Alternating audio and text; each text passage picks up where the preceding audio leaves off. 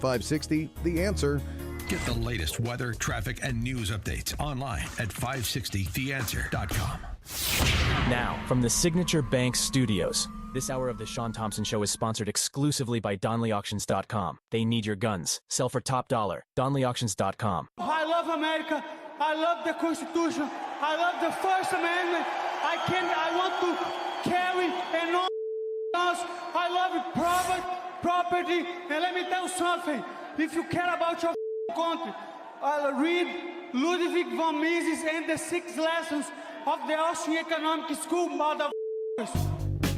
From the streets of Melrose Park to the trading floor of the Merc, he's fought for every dollar he's ever earned. And now, with personal liberty and our system of capitalism under assault in America, he's here to seize back our rights from the government. With a cigar in one hand and a copy of the Declaration of Independence in the other, he's Sean Thompson.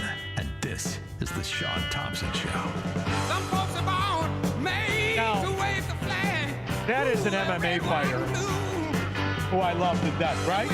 Arguably, that is the smartest MMA fighter that I've ever heard. But there's a number 2 now who decided a 5 o'clock shadow might make you suspicious.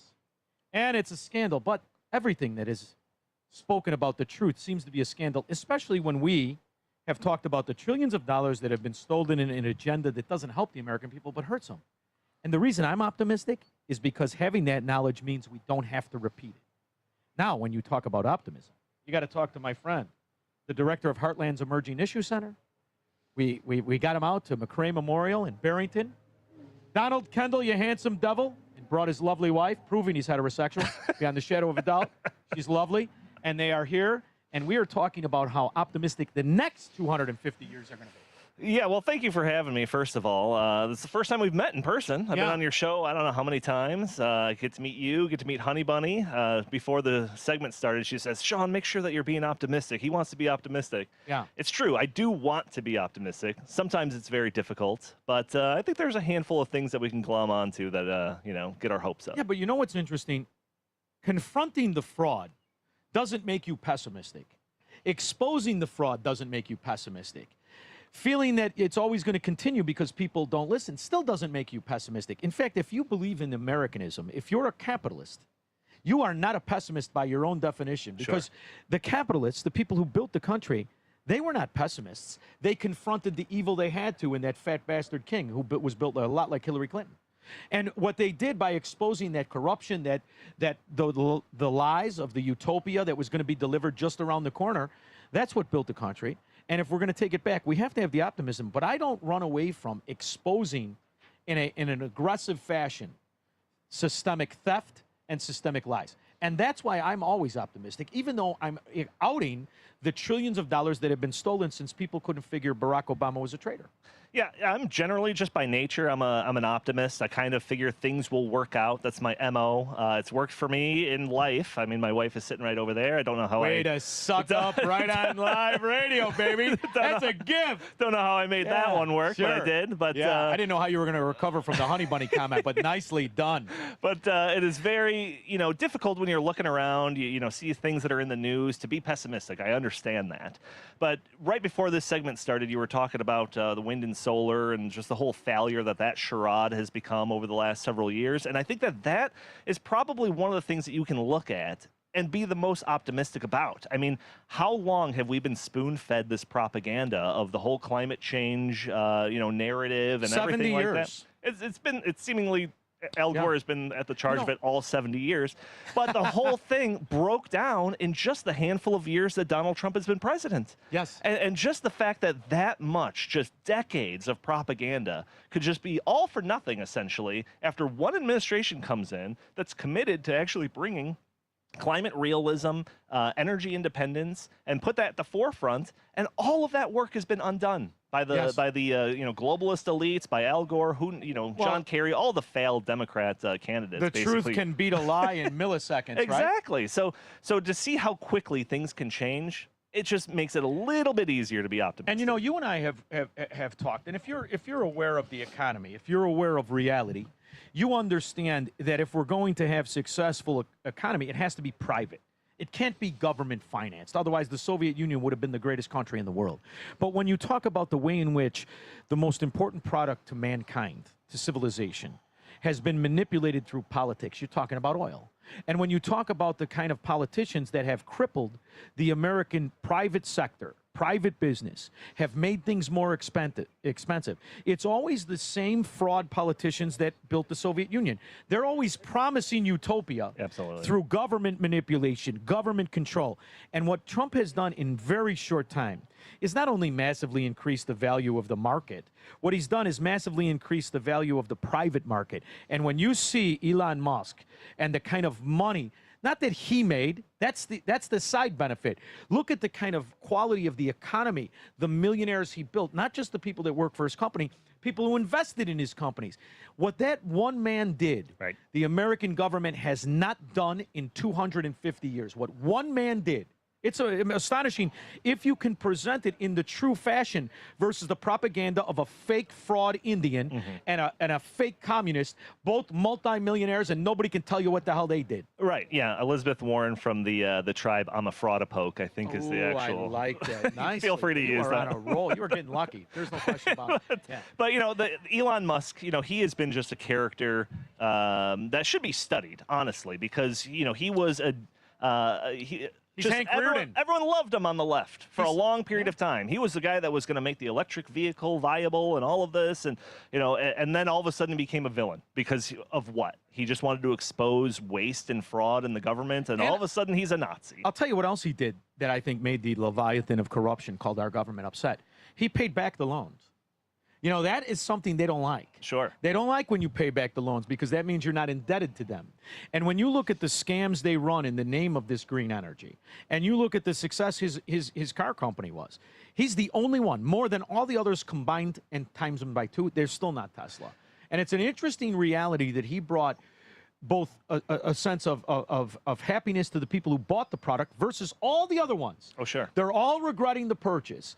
And the other thing is he speaks against the government when he knows that they're selling lies. And really, he is the Hank Reardon of this generation, as I see it. It's another reason to be optimistic. We at the Heartland Institute, we did a whole lot of work trying to expose the whole concept of big tech censorship in the era of social media, Twitter, Facebook. You know, Mark Zuckerberg and I forget the guy that was running Twitter at the time. Oh, the guy with the beard who looked like a Hare Krishna out of the robes. That freaky son of a pig. They were all. What was his name? Jack Dorsey. Jack Dorsey, that's right. Yeah, they were in bed with the government, literally having meetings with the FBI, deciding on what speech was going to be suppressed and all of this. And the new media, social media, that was the earth-shaking thing. That was going to be transform the whole media landscape, and it did, right? So to have them just completely in bed with the government, that were putting their thumbs on the scales to tip the national dialogue in one direction or another for ideological reasons, it seemed insurmountable. We at the Heartland Institute were doing a whole lot of work trying to expose it, push back against it.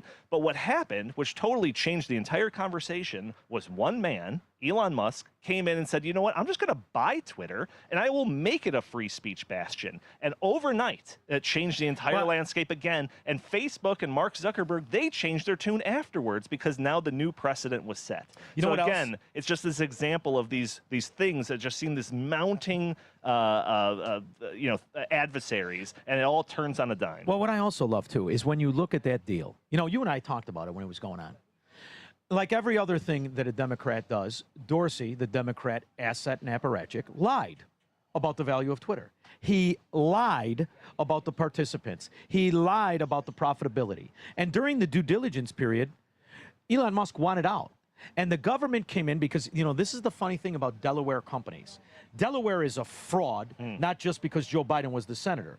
Delaware is a tax haven, tax fraud, but government-controlled area. They want you to put your LLC there. So when you go to court, you have to go to their crooked rat judges. And they force Elon Musk to overpay and buy when during the due diligence period, when you're supposed to reveal and look at the evidence, it was proven that Dorsey was a fracking liar.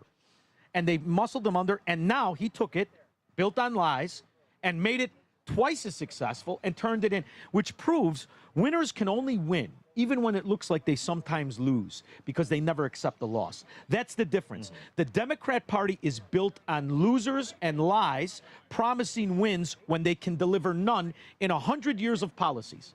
Every single policy, a financial scandal and a financial bankruptcy. Their entire system operates outside of reality, and that's what government is.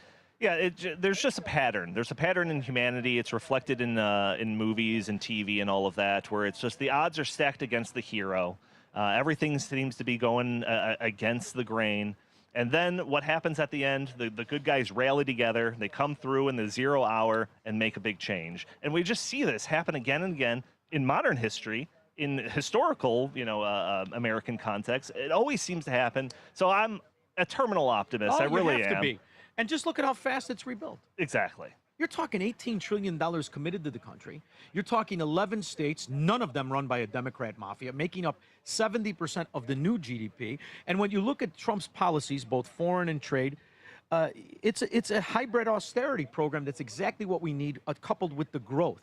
And if you can change the money laundering scheme under Joe Biden, $9 trillion in debt, $4 trillion just to scams, of entitlement PPP nonsense and other scandals and the green energy, this is a big win in a year and a half. Right. It's unprecedented. Yeah. And he will go down as the greatest. And it's funny when you think about Barack Obama. Here's a guy that lied about every policy, about his entire success story. In fact, what he implemented was destruction. The healthcare system has never been worse in this country. Its premiums for insurance have never been higher, costs for insurance. And what happens? Because of Donald Trump, a guy who should be ostracized by anybody who can read, anybody who lived through this country's turmoil of the backdoor nationalization of healthcare in your life. He's touted as what? A statesman? He's a bust-out who couldn't pay for his fracking car. His entire resume is fraud. He's a fraud, and his wife has a 5 o'clock shadow. That's right. Yeah, there's this concept that it's almost like a tactic. They have to make it seem like it's insurmountable so that you just submit. They make it that any attempt to actually try to fix anything is just going to fail, so don't even try.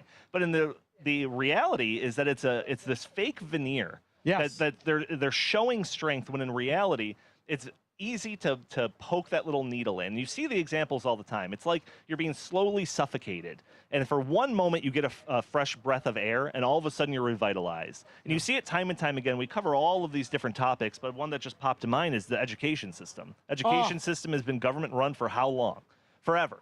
But then it just takes one simple piece of public policy to pass, some sort of school choice program, maybe a universal savings accounts or anything like that, and all of a sudden you open this pathway for just immense progress in that sector.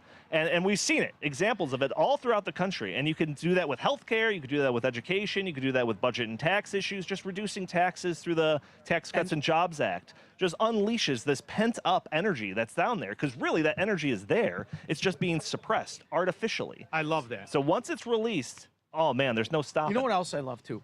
When you look at what Trump's big beautiful bill was, and the way he was attacked. I just got off the phone with an accountant, very good friend of mine. People are keeping more of their money. The only trick is, and the only flaw is, you have to have a fracking job to appreciate it. All of these slots that never work, and these phony ghost jobs, and these feather-bedded government jobs, they're the ones that fight against keeping your own money. Right. In the same way they fight against DeSantis, who for the first governor in American history said, you know what, you bought your house, you shouldn't pay taxes on it, and all of a sudden it's terrible for everybody. How dare you not want to pay taxes or make people pay taxes on stuff they bought 35 years ago? This is when they reveal themselves. The beauty is, after Obama, aside from the economic destruction, aside from the health care and the green energy scams, what he really did is make it very, very clear.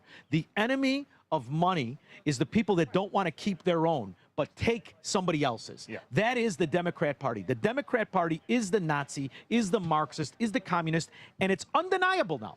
That's the other thing. They've been hiding in the veneer of America. Ooh, we're just like you. No, you're not, you lazy, thieving bastard. Yeah, the other thing here is, well, so optimism is not something that you could just be passive about. You can't be passive about it. We got to be proactive. That's the thing. You could be optimistic about things happening, but you got to be proactive to manifest that to happen. So I think there's massive fights up ahead of us. Oh. I mean, if it wasn't for all of the backlogged work that we've done on all these things, you wouldn't have that platform of exposing that climate fraud, right? Unless we were doing that work in the meantime. It just was that opportunity that's just like, now it's the time to act on that. There's a whole bunch of topics that are like that. I think one major one is amongst the youth. We're seeing in the polling that we do that there is a lot more interest in the ideas of socialism. But on the other side of it, there's a lot more of these Gen Alpha types, or whatever you want to call it, that are rejecting all of that, rejecting that idea that we need the government to do something, because with this other thing that was not controlled by the government is this idea that everyone could be an entrepreneur. Whether you're selling your YouTube channel, or you're doing something on Twitch, or whatever it is that these younger folks are doing, or just doing stuff for Uber, driving around on Uber. All of these people are just kind of being their own little individual entrepreneur. And when they're making a living, eking out a living like that, and they see that the government wants to take 50% or more of that, right. all of a sudden they're like, wait, maybe this is what my grandpa was talking about. This is the argument, and it has to be focused on properly. And the problem is you get these morons who run for office, right? Mainly Illinois Republicans. Morons who run for office, they can't make the argument. It's a very simple reality that we're witnessing. You have people that are fighting to keep their own money, and you have people that are fighting to take their money. Right. That's the argument. There is no virtue that allows you to steal any other man's property in America, yet somehow we've been infected with this cancer. And this is what the argument needs to be always and forever, in every single policy. And when you see what Trump's done on the major policies, he attacks them at their foundation. And Social Security has been a big fraud people got used to because they think they're winning. And when they understand, it's not there. There is no money. They run the whole fracking government like a ghetto financier out of one checking account. Right. There's no trust fund. There's nothing. What you have to understand is once you have your own money, even if you pass away, God forbid early, it's yours, goes to your kid. I think these arguments of this old social safety net that they pretend is there need to be challenged the way they were put in. I've always thought Social Security is unconstitutional. It's forced participation. You can't force somebody in it, and you can't steal their money. Mm-hmm. I think we go back to the drawing board and challenge them, or we work on the secession. That's the answer. Yeah, the media is another one. I'm just sitting here thinking of things that I could possibly be optimistic about, and the media is another one. This is, again, this like show of strength that we're the newspaper of record. We're CNN. We're the ones that are telling the truth. We get to decide what the narrative is. And then it just be, some UFC commentator, former host of Fear Factor comes in with a podcast and just blows all of these people away. Well, that's right. And Donald Trump, I think, helped that when he came in and just started lampooning all of these media sites. And all of a sudden, it's like, yeah, wait, why were we looking at CNN and New York Times is this like record of unblemished they're lying, So the whole thing just falls apart. Again, that foundation is rotten to the core, and it just takes somebody to start poking at. And you know what else it takes? The language has been bastardized for 100 years in this country. They're not fracking liberal. I'm liberal. Right. I don't want anybody to do anything. I don't want anybody to pay for anything. I don't want anybody. They are fascists, communists, and Nazis. And you know what? We're going to stop calling them media. Scott Pelling and Leslie Saul not only prove CBS has a terrible retirement policy, they are the Department of Agitation and Propaganda. Yes. Media exists in this country. You know what it is? It's Nick fracking Shirley. That kid who probably is just out of college, he's probably still got a laundry basket at his mother's house that has dirty clothes in it. He did more media than those old hags at CBS could ever do. Right. Or any of these too ugly to be movie stars and soap opera actresses in Chicago or any other big city. They are propagandists. If you vote Democrat, you immediately have disqualified yourself from being media. You can't be a Democrat and be presenting stories of truth. Can't happen. And that story of Nick Shirley, made possible by Elon Musk buying Twitter and allowing for a platform that would actually carry stuff like that. Because I think in the Jack Dorsey days, he would have been demonetized, he would have been shadow banned, he would have been pushed off of that, and he, trying to make something happen on Truth Social or something along those lines. So yeah, all this takes is just a little pinprick, takes a little hope, takes takes a little optimism, and this whole foundation, this whole structure that has been built up over decades, if not centuries, starts to crumble apart. That's why I'm optimistic. I think Pinprick was Dick Durbin's fraternity name. And I think it's important that people know that because he's little Dick Durbin. And his wife is not just sexually frustrated, she's a money launderer.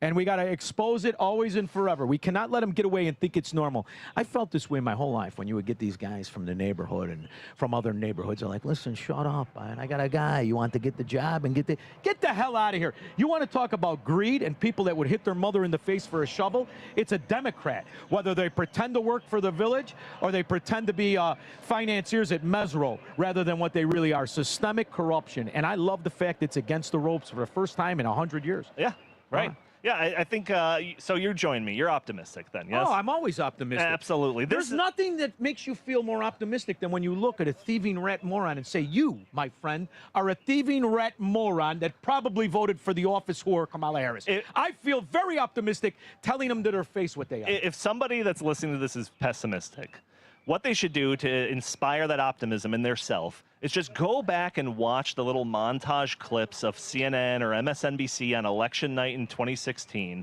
and watch them go from this smug, of course Hillary Clinton's going to win. Over the course of 6 hours or so, they go to just absolute terror at the fact that something unthinkable happened and Donald Trump won the election. Yeah. That will inspire hope in anybody. I promise you that. You're going to think, I'm going to tell you, you could see the intimidation of citizens by making them conform to what your definitions are, right? This has always been the trick. Yeah. And I'll tell you another reason I'm optimistic. And lastly, Michelle Obama is a man. Am I right, America? For 8 years, I had to hear how she was Elizabeth Taylor. I said, she's got a 5 o'clock shadow. Finally, somebody who won a heavyweight fight said it with a microphone. It's about time. Thank you for joining me. Oh, anytime. I appreciate it. Where's the best place to keep an eye on everything? Donald Kendal. And by the way, when you say we, was it that group in the foursome with the legs that were white as neon that were hitting in the sand trap and scooping it out? It probably was. Those were the we? It probably All right, well, was. I won't tell anybody. In the meantime, where's the we to keep an eye on everything?